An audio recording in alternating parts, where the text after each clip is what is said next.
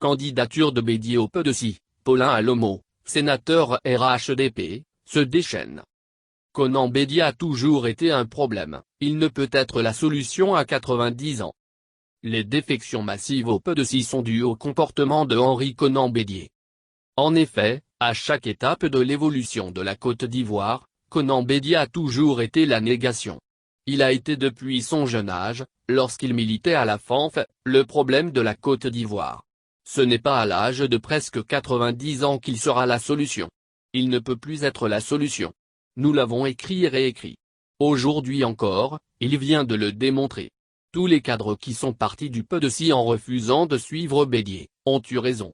C'est Bédié lui-même qui vient une fois de plus, de donner raison à des cadres comme Daniel Kablankan, Jeannot Ahoussou Kouadio, Théophile Aouane-Doli, Adjmani Kouassi, Amédée Kouakou, Aka Awele, François Amichia, Paulin Dano, Pascal Abinan, Begré Mambé, Siandou Fofana, Emmanuel Essi, Jean-Claude Kouassi, Raymond de Goudou, Félix Anoblé, Paulin Alomo, pour ne citer que ceux-là. Quand tout ce monde a quitté le PDC, qui reste-t-il au PDC? Presque rien. Le PDC a été vidé de sa substance. Vraiment au PDC d'Accro, il n'y a rien de nouveau sous le soleil. Bédié est encore et toujours à la baguette pour mettre son petit monde au service de ses seules ambitions. Il m'en œuvre pour éliminer tous les autres candidats.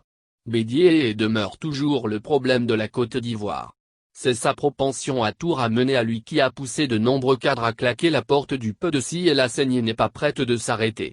Quand nous sommes restés dans la grande famille du Rassemblement des Oufouettistes pour la démocratie et la paix, RHDP, qu'il a créé lui-même avec le président Ouattara, et qu'il a ensuite quitté par pur égoïsme pour aller créer un autre PDC, celui de Dacro, parce qu'il voulait une alternance entre lui et le président Ouattara, nous n'avions pas été compris de tous. Nous avions eu raison trop tôt. La mascarade qui s'est jouée au dernier bureau politique du PDC, nous donne encore clairement raison. D'ailleurs, de nombreux cadres qui l'ont suivi à Dacro nous appellent au téléphone pour nous féliciter. Signe des temps. Les critères d'éligibilité pour le candidat du PDC à l'élection présidentielle de 2020, concoctés par le bureau politique du PDC aux ordres, car non élu, constituent un costume sur mesure taillé pour Bédié. À preuve, le premier critère, celui d'être membre du bureau politique depuis 10 ans, entre dans la logique d'exclure certains candidats plus jeunes au profit de celui qui avait déclaré dans Jeune Afrique que l'élection présidentielle de 2010 serait son dernier combat. Pourquoi le PDC sous Bédié a-t-il si peur du renouvellement de la classe dirigeante? En quoi ce critère est-il pertinent?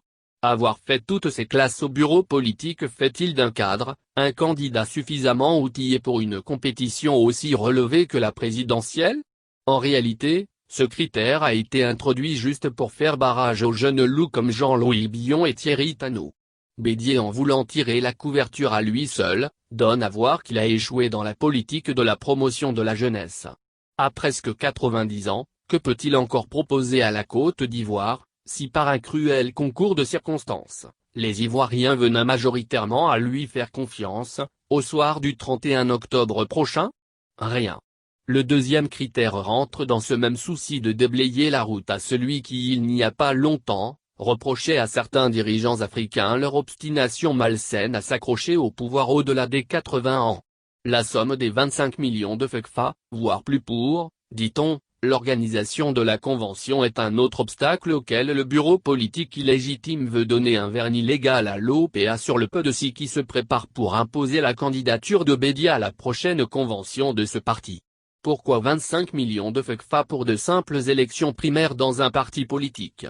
Le PDC, parti politique qui aspire à diriger à nouveau la Côte d'Ivoire, n'a-t-il pas suffisamment les moyens financiers pour organiser une simple convention?